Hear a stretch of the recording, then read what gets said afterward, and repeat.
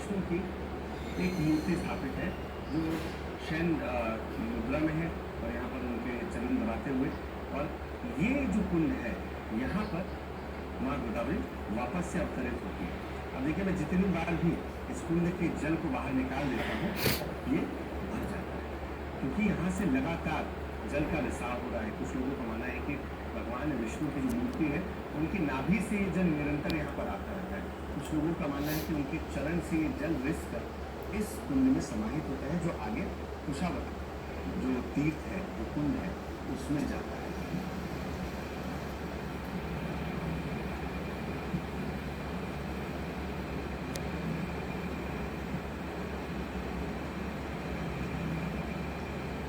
ये कोई नहीं जानता कि जिस गोदावरी नदी का स्रोत ब्रह्मगिरी पर्वत का शिखर है, उसका जल इस मंदिर में कैसे और किस रास्ते से आता है।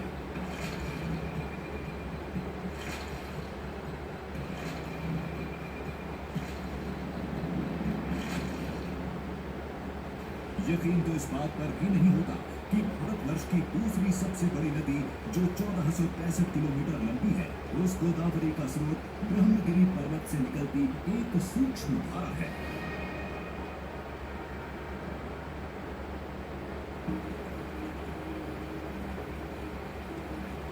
लोगों के मुताबिक ये सारा चमत्कार महादेव का है, उनकी जटा का है, जिसके निशान आज भी ब्रह्मगिरी पर्वत पर मौजूद हैं, जिसके एक नहीं कई गवाह हैं।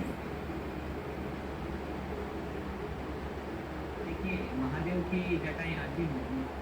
श्रावण में ब्रह्मगिरी से हल्के हल्के झरने गिरते हैं, जो श्रावण में ही गिरते, और बोला जाता है कि गुरु पूर्णिमा के बाद महादेव 1 महीने के लिए धरती का भार संभालते हैं। ठीक है, तो वो 1 महीने तक ही झरने गिरते हैं, यानी शिव की जटाएं ऊपर है तभी तो वो 1 महीने तक झरने चलते हैं। वो आभास प्राकृति आभास हमें कराती है कि शिव की जटाएं ऊपर और गंगा बह रही है।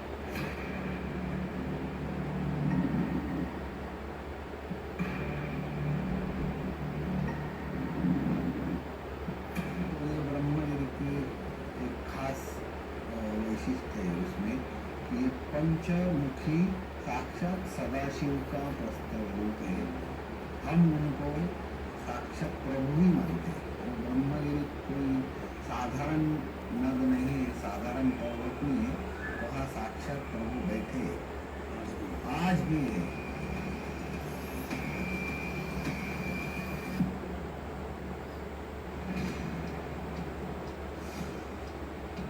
शिव पुराण में लिखे उस साक्ष्य तक पहुंचना कोई हंसी खेल नहीं था। पहाड़ के कुछ हिस्से में सीढ़ियां थी, तो कुछ इलाका सीधी चढ़ाई करके पार करना था। सबसे खतरनाक था 2 चोटियों के बीच बना एक प्राकृतिक पुल, जिसकी दूसरी तरफ जटा के वो अद्भुत निशान थे। ब्रह्मगिरी पे जो दुर्गा भंडार पे जगह है, वहाँ पे एक नेचुरल ब्रिज बना है। एक यहाँ पे माउंटेन है, यहाँ पे माउंटेन, और बीच में खाली एक ब्रिज है। वो ब्रिज विड्थ इतनी बहुत कम है कि एक ही बंदा वहाँ से चल के जा सकता है, लेकिन वहाँ पे रिस्क बहुत है। मतलब ये साइड खाई और ये साइड खाई, और बीच बीच में कभी बादल आ जाता है, कभी हवा जोर से चलने लगती है, फिर वो रास्ता भी बहुत स्लिपरी हो जाता है। तो अगर आप वहाँ से गिर भी सकते हैं, तो आप जाने का मतलब ऐसा नहीं कि कोई भी उठा चला गया।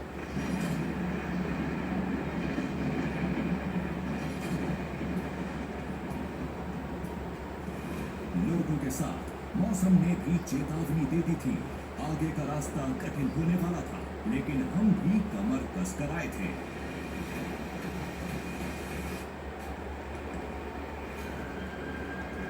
त्र्यंबकेश्वर मंदिर से तकरीबन 10 मीटर दूर आने के बाद हमारी यात्रा शुरू हो चुकी है, और ये यात्रा है ब्रह्मगिरी पर्वत की ओर, यानी वो स्थान जहाँ न सिर्फ ब्रह्मा या विष्णु सामने वाले प्रकट, बल्कि वो स्थान जहाँ भगवान शिव के साथ त्रिदेव के दर्शन देखने को मिले, जहाँ से गंगा का उद्गम माना जाता है। वो गंगा जिसे इस स्थान पर गोदावरी के रूप में जाना जाता है। तो ये चढ़ाई हमें यहाँ से चढ़नी होगी, जंगल के बीच से ये रास्ता हमें लेकर जाएगा सीधे ऊपर ब्रह्मगिरी पर्वत की।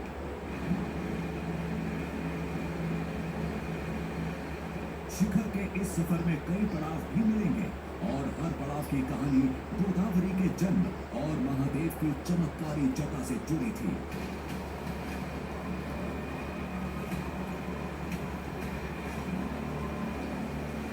इधर बारिश की फुहारों के बीच हमारी चढ़ाई जारी थी।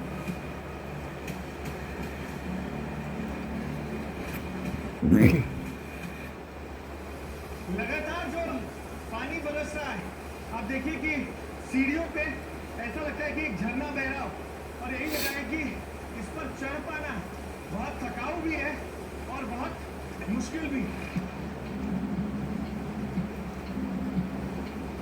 ब्रह्मगिरी पर्वत का पुराणों के साथ ऐतिहासिक दस्तावेजों में भी जिक्र है। अंग्रेजों से मोर्चा लेने के लिए शिखर पर शिवाजी महाराज का किला भी हुआ करता था।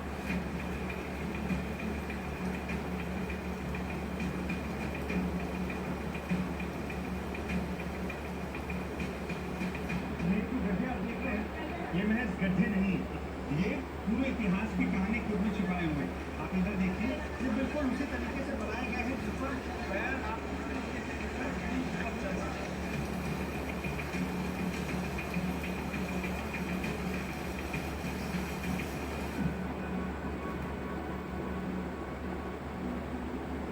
ये सच है कि बारिश में पर्वत की खूबसूरती बढ़ जाती है, लेकिन एक हकीकत ये भी है कि इस खूबसूरत नजारों के साथ चढ़ाई खतरनाक भी हो जाती है।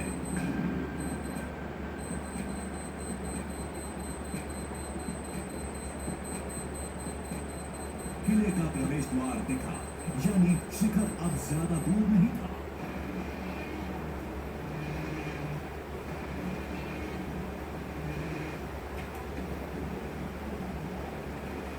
अब मैं जहाँ पहुँच चुका हूँ, ये बिल्कुल एक प्रवेश द्वार की तरह नजर आ रहा है, जैसे आप किसी किले के भीतर दाखिल हो रहे हैं और इसके अंदर जाने के बाद ही शायद हमें वो तमाम साक्ष्य देखने को मिलेंगे, वो तमाम दृश्य देखने को मिलेंगे जो इस सफर के शुरुआत में हमें लोगों ने बताए थे। वाकई ये भरोसे करने लायक जगह नहीं है कि इस पहाड़ की इन चट्टानों को काट कर कैसे दरवाजा बनाया गया है, कैसे रास्ता बनाया गया है, कोई भी यकीन नहीं करेगा। मार्ग कहीं कच्चा था, कहीं पक्का, कहीं सीढ़ी थी तो कहीं रतीली चट्टानें। सबको पीछे छोड़ हम शिखर पर पहुंचने में कामयाब रहे।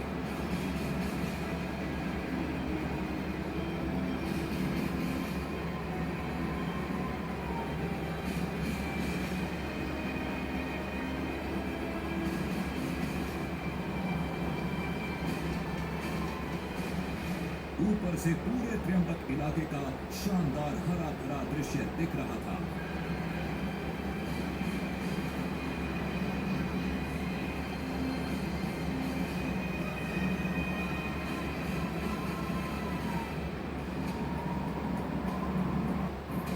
लेकिन तेज हवाओं ने पैर उखाड़ दिए थे, खुद को संभालना मुश्किल हो रहा था।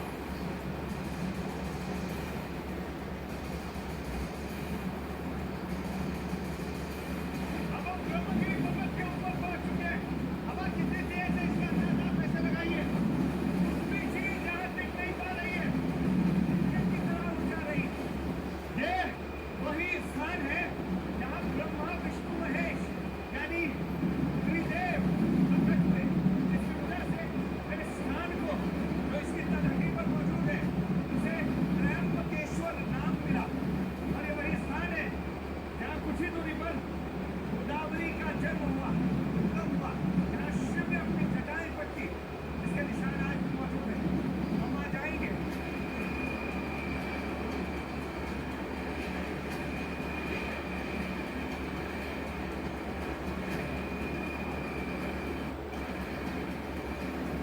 मौसम तेजी से बदल रहा था। तेज हवाओं के साथ धुंध ने भी पूरे इलाके को चपेट में ले लिया। कुछ नजर नहीं आ रहा था।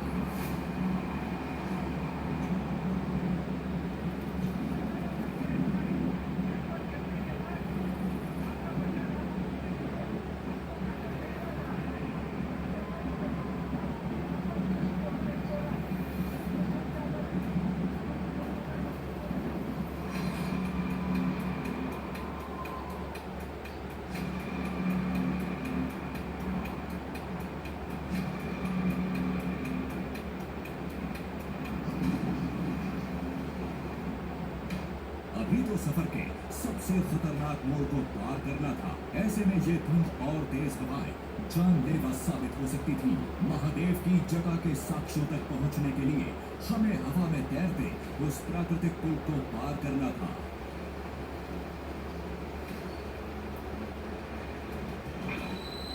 जिन रास्तों पे है यकीन ही नहीं होता कि पहाड़ों के बीच ये रास्ता हो सकता है।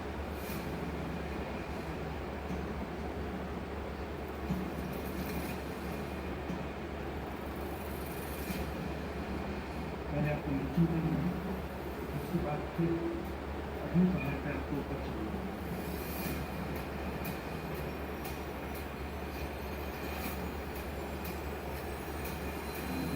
ये संकरा रास्ता सीधे पहुंचता था यहाँ ब्रह्मगिरी पर्वत के सबसे खतरनाक हिस्से में।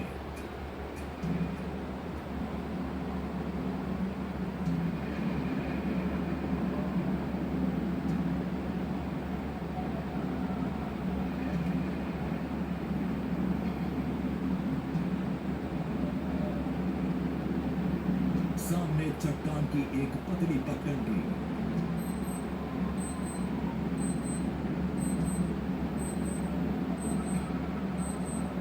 दोनों तरफ मौत की सैकड़ों फीट गहरी खाई।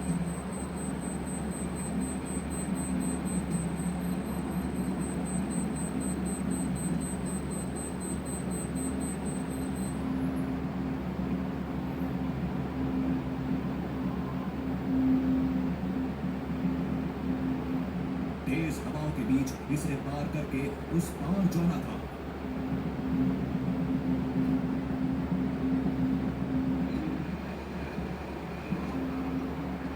हमारे पास ज्यादा वक्त नहीं था। मौसम साफ होने का इंतजार नहीं कर सकते थे।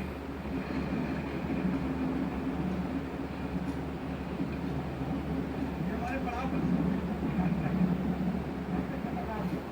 अभी आपको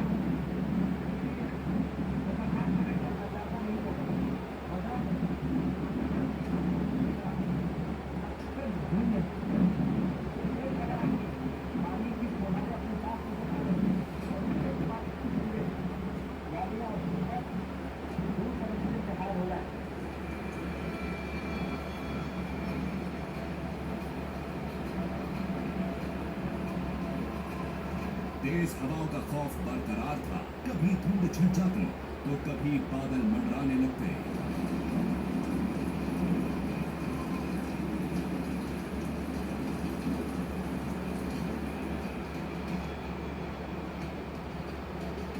देखिए अचानक वो लगती है तो आपको समझ आता है कितने साल पर है। अब आप देख सकते हैं आपको किस साल पर है। वरना इस बात का अंदाजा नहीं लगा सकते कि हम कहाँ खड़े हुए हैं।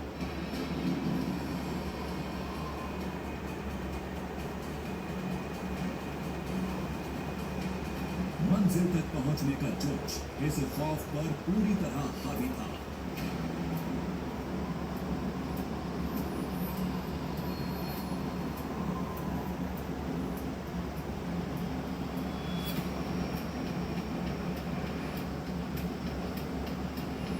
पर्वत का दूसरा सिरा अब हमारी जद में था।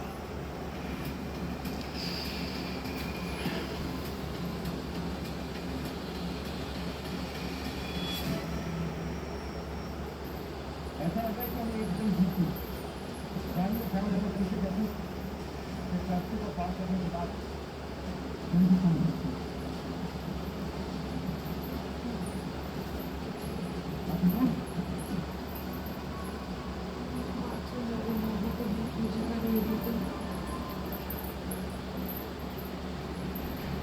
अगला पड़ाव वो स्थान था जहां गोदावरी की पहली धारा धरती से टकराई थी। वही जगह गोदावरी नदी का मुख्य स्रोत था।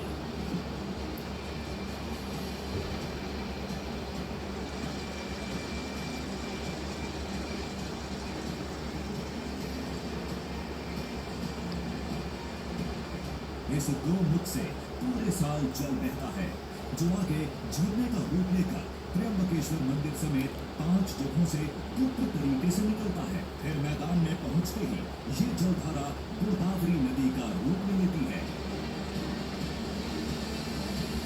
ब्रह्मगिरी पर्वत के ऊपर पहुंचने के बाद आपको सबसे पुराना और प्रथम जो स्थान नजर आता है उसे आज ब्रह्मगिरी मंदिर के रूप में जाना जाता है। जहां आप पहुंचेंगे तो आपको यहाँ माँ गोदावरी की एक मूर्ति है और नीचे इस गौमुख से लगातार एक धारा बहती रहती है। चाहे महीना कोई भी हो, साल कोई भी हो, ये धारा आज तक रुकी नहीं है। इसी तरीके से निरंतर बहती है। अब इसे प्रथम स्थान क्यों कहा जाता है?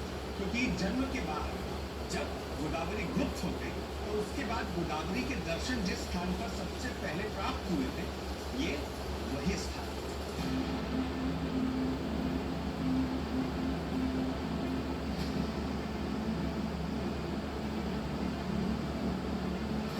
सूखा हो या बरसात हो, भीषण गर्मी या कपकपा देने वाली सर्दी हो, गोमुख की ये धारा कभी बंद नहीं होती। लोग इसे भगवान शिव का चमत्कार मानते हैं।